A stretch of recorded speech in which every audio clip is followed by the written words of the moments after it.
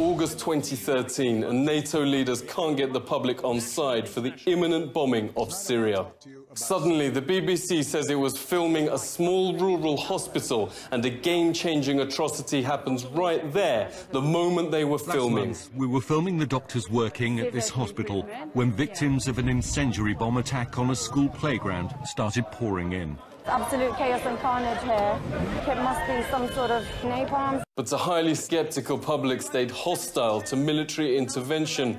Exactly 1 month later, the leaders are trying to pin a chemical weapons attack on Syria without success. The BBC airs exactly the same footage but digitally alters the word napalm for, quote, chemical weapons, hoping no one will notice. Absolute chaos and carnage here. It must be some sort of chemical weapon. Not only did folks notice, but it unleashed a massive public investigation, which made some extremely disturbing findings.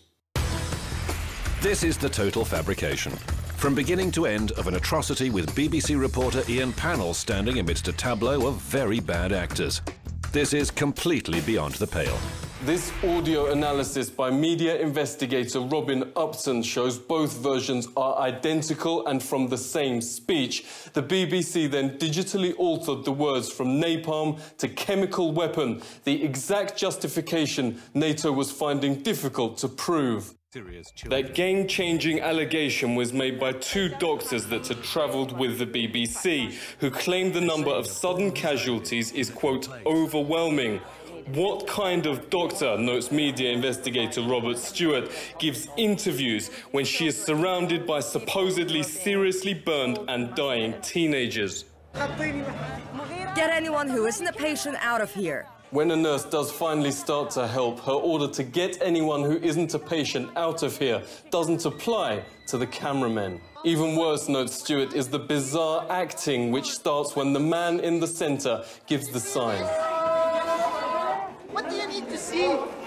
We are just human beings. We want to live, you know? Isn't it our right to live?